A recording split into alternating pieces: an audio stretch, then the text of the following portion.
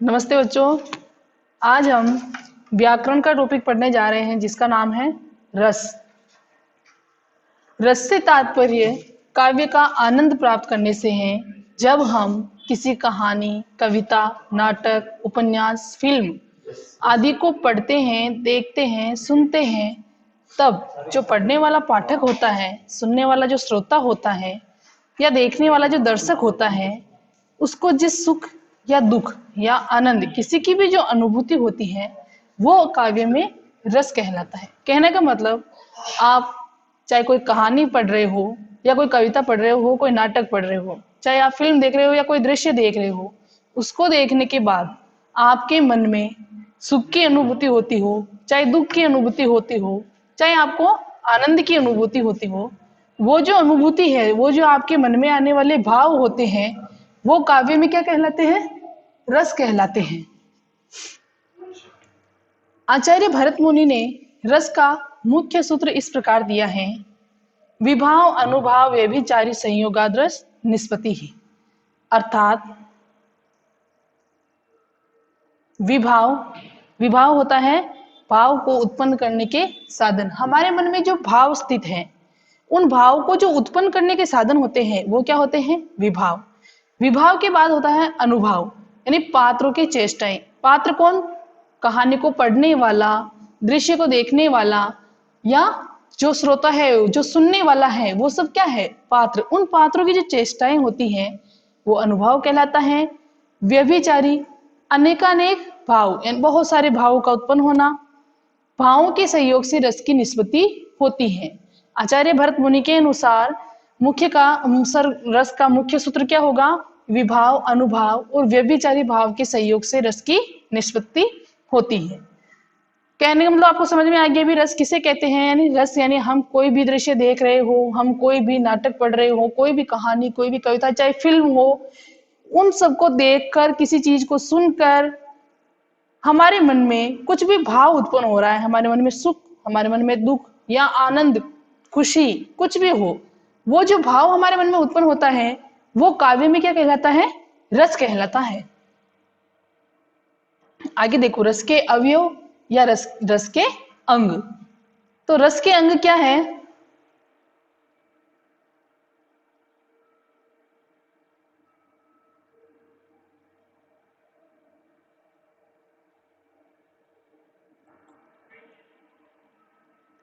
रस के अंग, रस के 4 अंग हैं: स्थायी भाव, विभाव, अनुभाव और संचारी या व्यभिचारी भाव।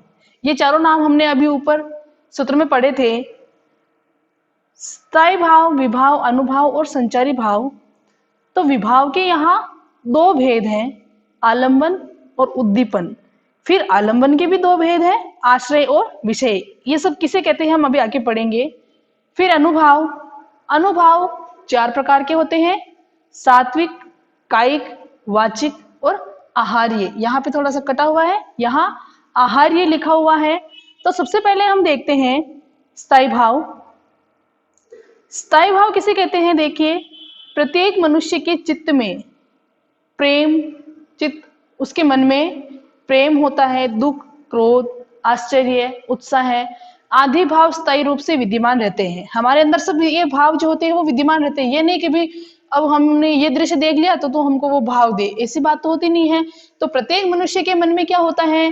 प्रेम, दुख, क्रोध, आश्चर्य, उत्साह, सुख, दुख, सब कुछ जो होते हैं वो हमारे अंदर ही विद्यमान रहते हैं। लेकिन ये जब विद्यमान रहते हैं तो हम उन्हें क्या कहते हैं? हमारे अंदर जो भाव विद्यमान रहते हैं उन्हें हम स्थायी भाव कहते हैं। स्थायी भाव हमारे हृदय में छुपे हुए होते हैं तथा ये अनुकूल वातावरण उपस्थित होने पर स्वयं ही जागृत हो उठते हैं। अनुकूल वातावरण में हमने कोई दृश्य देखा जिसमें कोई किसी को मार रहा है, तो हमारे मन में जो दुख का भाव होता है तो वो अपने आप ही हमारे मन से जागृत हो जाएगा। उस वातावरण को देखकर कहीं हंसी ठिठोली हो रही है तो हमारे मन में अपने आप ही खुशी के जो भाव है, उस वातावरण को देखकर अपने आप ही वो भाव क्या हो जाएंगे? जागृत हो जाएंगे। अब देखिए, विभाव किसे कहते हैं? विभाव से अभिप्राय उन वस्तुओं एवं विषयों के वर्णन से है जिनके प्रति मन में किसी प्रकार का भाव या संवेदना जागृत होती है। अर्थात भावों के जो कारण होते हैं उन्हें हम विभाव कहते हैं। विभाव भी दो प्रकार के होते हैं। भाव के कारण हमारे मन में जो भाव उत्पन्न हो रहा है, सुख दुख उत्साह है कुछ भी, तो वो भाव किस चीज के कारण उपस्थित हो रहा है, किस दृश्य के कारण हो रहा है, किसको सुनने के कारण हो रहा है, जो वो कारण होता है उसे हम क्या कहेंगे, विभाव कहेंगे। तो विभाव के हमने ऊपर देखे थे सारणी में दो भाग बताए थे। तो पहला भाग उसका था आलंबन। आलंबन किसे कहते हैं कि जिन व्यक्तियों या पात्रों के सहारे से स्थायी भाव जागृत होता है वे आलंबन विभाव कहलाते हैं। यानी हमारे मन में जिस व्यक्ति के कारण हमारे मन में भाव उत्पन्न हो रहा है, तो वो व्यक्ति, वो इंसान, वो पात्र क्या कहलाएगा, आलंबन कहलाएगा। जैसे नायक नायिका। आलंबन के भी दो प्रकार है, अपन ने देखे थे ऊपर। आलंबन के दो प्रकार थे, उसमें से पहला था आश्रय। तो जिस व्यक्ति के मन में प्रेम, करुणा, शोक आदि विभिन्न भाव उत्पन्न होते हैं उसे आश्रय कहते हैं। यानी जिसके मन में हो रहा है, जैसे किसी को देखकर मुझे दुख हो रहा है तो मैं क्या हो गई, आश्रय हो गई। और दूसरा इसका आलंबन का जो भाग है वो है विषय। जिस वस्तु या व्यक्ति के लिए आश्रय के मन में भाव उत्पन्न होते हैं उसे विषय या आलंबन कहते हैं। अब यहाँ पे विषय, आश्रय क्या था, जैसे मेरे मन में भाव उत्पन्न हो रहे तो मैं आश्रय होगी, लेकिन मेरे मन में किसके कारण भाव उत्पन्न हो रहे, वो जो कारण होता है वो उसका विषय हो जाएगा। जैसे उदाहरण के लिए देखो, यदि राम के मन में सीता के प्रति रति का भाव जागृत होता है तो राम वहां आश्रय होगा, और सीता के कारण उसका भाव जाग रहा है राम का, तो राम आश्रय हो गया और सीता उसका विषय हो गई। फिर हमने विभाव का जो दूसरा भाग देखा था उद्दीपन विभाव, यानी जिससे जागा हुआ भाव और तीव्र हो जाता है, भाव और तीव्र हो जाएगा तो वो उद्दीपन विभाव हो जाएगा। सेकंड, पहला था स्थायी भाव, दूसरा था विभाव, और तीसरा होगा अनुभाव। अनु का अर्थ होता है पीछे अर्थात बाद में। यानी स्थायी भाव के उत्पन्न होने पर, स्थायी भाव हमने देखे थे जो हमारे मन में पहले से ही उपस्थित होते हैं, उनके उपस्थित होने के बाद जो भाव उत्पन्न होते हैं उन्हें हम अनुभाव कहते हैं। जैसे नायिका का लजा जाना, जैसे हमारे मन में स्थायी भाव क्रोध आ रहा है तो क्रोध आने के बाद हमारा मुख लाल हो जाता है, तो ये क्रोध आने के बाद जो प्रतिक्रिया हो रही है उसके मुख का लाल हो जाना, तो स्थायी भाव के आने के बाद अनुभव आ रहा है, उसका मुख लाल हो जाना अनुभव है। आगे है संचारी भाव। मन में संचरण करने वाले या हमारे मन में आने या जाने वाले जो भाव होते हैं उनको हम संचारी भाव कहते हैं। जैसे हर्ष, विषाद, लज्जा, ग्लानि, चिंता, मोह, गर्व, उत्सुकता, उग्रता, चपलता, दीनता, जड़ता, श्रम, आलस्य, स्मृति, स्वप्न, उन्माद, व्याधि, निद्रा इत्यादि। ये सब क्या है, हमारे मन में संचारी भाव है। अब हमारे मन में जो स्थायी भाव और संचारी भाव होते हैं इनकी सारणी देखो एक बार। श्रृंगार रस का जो स्थायी भाव होता है वो रति है, और उसके संचारी भाव है स्मृति, हर्ष और मोह। हास्य रस का स्थायी भाव हास, संचारी भाव होंगे इसके हर्ष, चपलता, लज्जा। करुण रस का स्थायी भाव होगा शोक, और इसका संचारी भाव होगा ग्लानि, शंका और चिंता। रौद्र रस का स्थायी भाव क्रोध, और क्रोध का जो संचारी भाव होगा वो उग्रता या क्रोध होगा। वीर रस का स्थायी भाव उत्साह है, और उत्साह का संचारी भाव आवेग या गर्व। भयानक रस का होगा भय, और उसका संचारी होगा डर, शंका या चिंता। विभत्स रस का स्थायी भाव जुगुप्सा, जिसे हम घृणा कहते हैं, और इसका संचारी भाव होगा दीनता, निर्वेद और घृणा। अद्भुत रस विस्मय, और संचारी होगा इसका हर्ष, स्मृति या घृणा। शांत रस का होगा निर्वेद, वैराग्य, और संचारी हर्ष, प्रसन्नता, विस्मय। वात्सल्य रस का स्थायी भाव वत्सल, और संचारी होगी वत्सलता या हर्ष। फिर लास्ट है आपके भक्ति रस का स्थायी भाव होगा अनुराग, ईश्वर विषयक रति, जिसका संचारी होगा हर्ष, गर्व, निर्वेद, औत्सुक्य। सबसे पहले जो रस है आपका श्रृंगार रस, और श्रृंगार रस का स्थायी भाव है रति। जब नायक नायिका के मन में एक दूसरे के प्रति प्रेम, लगाव उत्पन्न होकर विभाव, अनुभाव तथा संचारी भावों के योग से स्थायी भाव रति जागृत हो तो वहां श्रृंगार रस कहलाता है। इसे रसराज भी कहा जाता है। श्रृंगार रस को रसराज भी कहा जाता है। और इसका स्थायी भाव रति, रति का अर्थ होता है प्रेम। इसके भी दो भेद है श्रृंगार रस के। पहला है संयोग श्रृंगार और दूसरा है वियोग श्रृंगार। पहले संयोग श्रृंगार देखते हैं। नायक और नायिका का मिलन संयोग श्रृंगार कहलाता है। उदाहरण, तन संकोच मन परम ऊंचाहू, गूढ़ प्रेम लखी परहन काहू, जाय समीप राम छवि देखी, रही जनु कुंवारी चित्र अनुरेखी। और वियोग श्रृंगार, जहां नायक नायिका का वियोग का वर्णन हो वहां वियोग श्रृंगार होता है।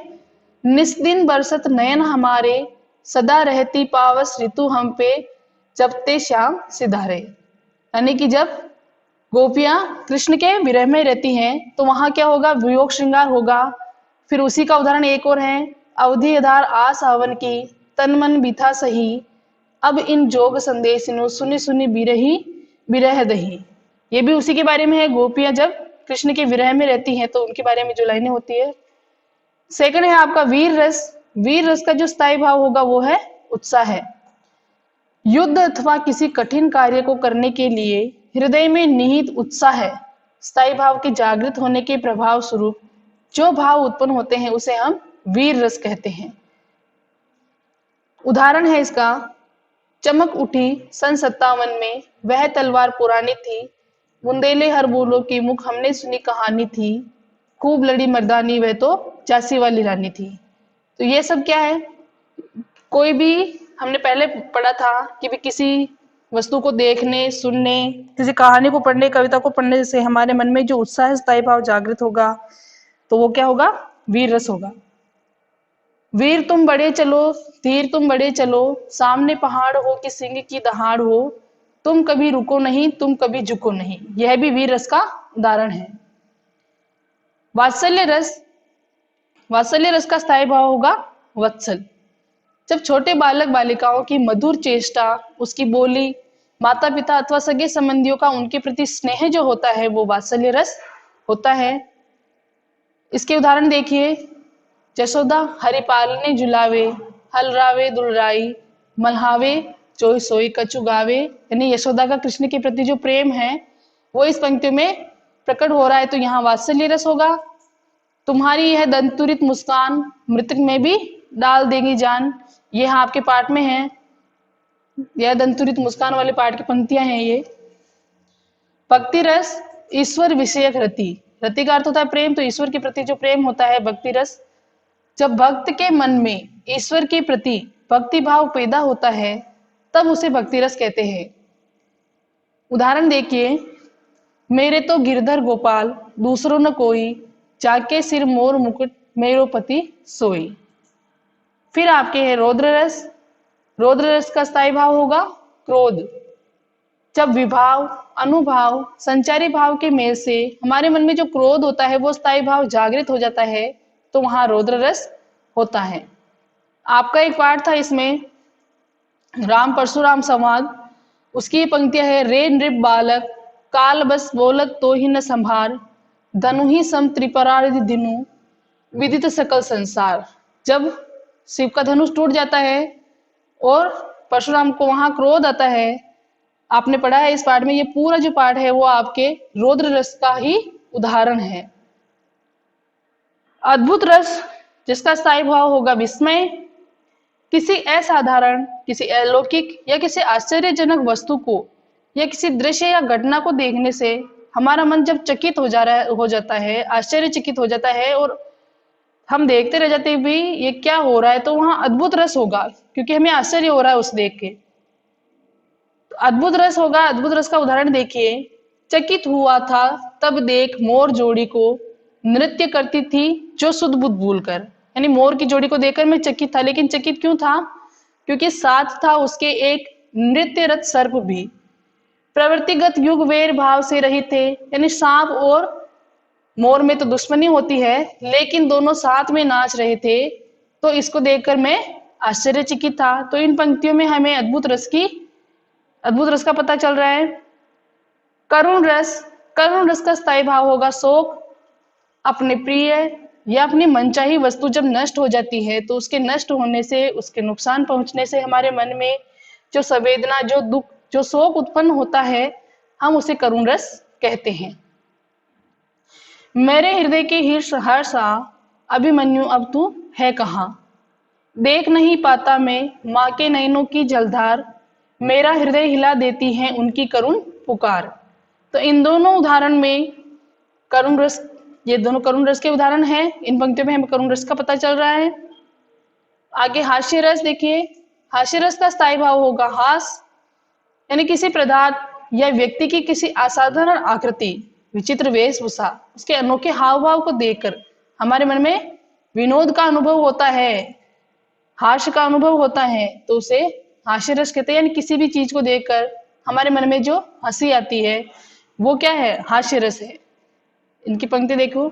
सरकंडे से हाथ पांव, मटके जैसो पेट, पिचके पिचके गाल दोऊ, मुंह तो इंडिया गेट। किसी व्यक्ति के बारे में बात कर रहे हैं कि उनके हाथ पैर बिल्कुल सरकंडे जैसे है, मटके जैसा पेट है और दोनों गाल जो है वो पिचके हुए हैं और उसका मुंह इंडिया गेट की तरह है। तो इन पंक्तियों से हास्य रस की उत्पत्ति हो रही है।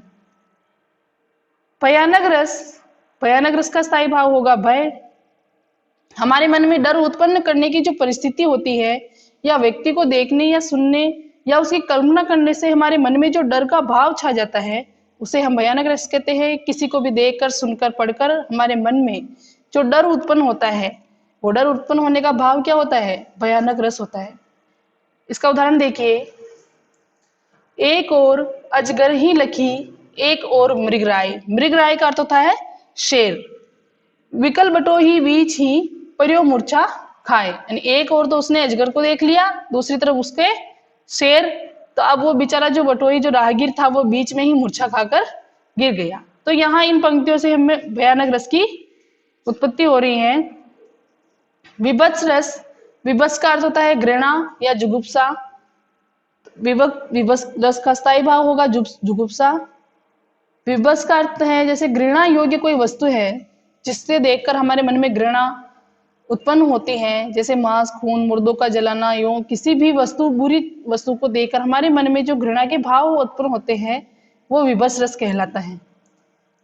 जैसे सिर पर बैठ्यो काग, आंख दोनों दो खात निकारत, खींचत जीभ ही श्यार अति ही आनंद कर धारत। जैसे कोई मरा हुआ जानवर पड़ा हुआ है, उसको कौवे खा रहे हैं, तो उसे देखकर हमारे मन में घृणा उत्पन्न होगी।